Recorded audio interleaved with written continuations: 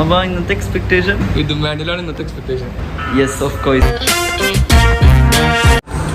അങ്ങനെ ബ്രാമോസിൽ കണ്ടത് ഇപ്പം ഇറങ്ങി. നമ്മൾ എത്ര കമ്പയർ ചെയ്തെന്ന് പറഞ്ഞാലും സാധാരണ ഓഡിയൻസ് എന്തായാലും അഞ്ചാം പാതിരായിട്ടേ കമ്പയർ ചെയ്യുള്ളൂ. അതിപ്പോൾ ഇന്റർവ്യൂവിൽ നമ്മൾ അങ്ങനെ പറഞ്ഞാലും സാധാരണ ഓഡിയൻസ് അങ്ങനെയാണ് കമ്പയർ ചെയ്യുള്ളൂ. ആ പടം പോലെയല്ല ഈ പടം ഇല്ല എന്ന് പറഞ്ഞാലും എല്ലാവരുടെയും മെയിൻ ഡൗട്ടായിരിക്കും എങ്ങനെ അഞ്ചാം പാതിരുടെ ലെവലുണ്ടോ, അതായിരിക്കും ഇനി മെയിൻ ചർച്ച.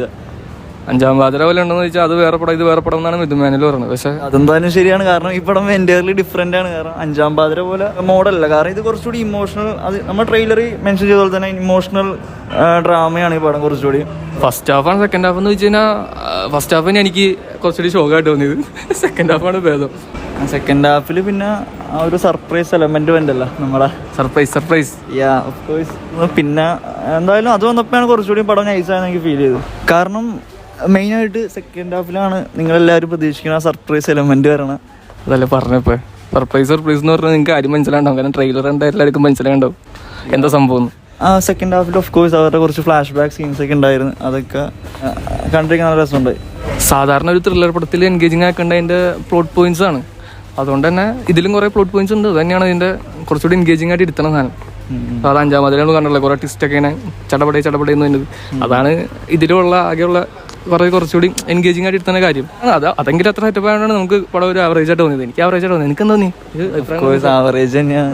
ഒരുപാട് ഹൈ എക്സ്പെക്ടേഷൻ വന്നോണ്ടാണ് അറിയാൻ പാടില്ല. എനിക്കും പടം ഒരു ആവറേജ് ഫീലാണ് എനിക്ക് കിട്ടിയത്. കാരണം മിഥുൻ മാനുവൽ തോമസ് എന്ന ഡയറക്ടർ തന്നെയാണ് കാരണം, വേറൊന്നുമല്ല. അല്ല നിങ്ങൾ നമ്മൾ പറഞ്ഞ പോലെ അത്ര മോശമൊന്നല്ല നിങ്ങൾ പറയണേ. അത് പടം കുഴപ്പമില്ല, ആവറേജ് ആണ്. അല്ലാണ്ട് അന്ന ഷോക്ക് നമ്മൾ ഇത്ര പ്രതീക്ഷ വെച്ചുകൊണ്ടാണ് നമുക്ക് അത്ര ഷോക്കായിട്ട് തോന്നുന്നത്. ഇപ്പൊ റിവ്യൂ ഒക്കെ ഇട്ട് തന്നെ ആൾക്കാർക്ക് പടം അത്യാവശ്യം നല്ല പടം തന്നെ ആയിരിക്കുള്ളൂ. പടം ഓവറോൾ എനിക്ക് എന്താ ഫീൽ ചെയ്താ?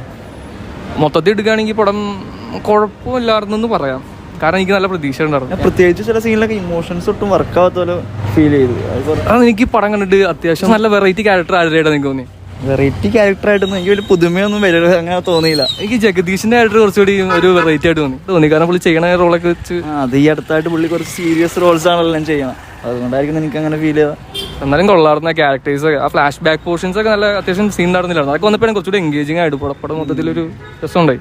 പിന്നെ ഇതൊക്കെ തന്നെയാണ് പടത്തിനെ കുറിച്ച്. എന്തായാലും മൊത്തത്തിൽ പറയുകയാണെങ്കിൽ എനിക്കൊരു ആവറേജ് എക്സ്പീരിയൻസ് തന്നെയായിരുന്നു. അപ്പോൾ നിങ്ങൾക്ക് എന്താ തോന്നിയെന്ന് വേണമെങ്കിൽ കമൻറ്റ് ചെയ്യുക. പിന്നെ നീ പറഞ്ഞ പോലെ പടത്തിൽ മിഥുൻ മാനുവൽ തോമസ് ഒളിഞ്ഞിരിക്കുന്നുണ്ട്. അതെവിടെയാണ് നിങ്ങൾ കണ്ടുപിടിച്ചു പറയാതിരിക്കാറുണ്ട്. ഓക്കെ, ഇതൊക്കെ തന്നെയാണ്. അപ്പോൾ ഓക്കെ ബൈ. പടം കണ്ടിട്ട് കമൻറ്റ് ചെയ്യുക.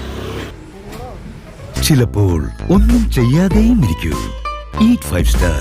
Do nothing.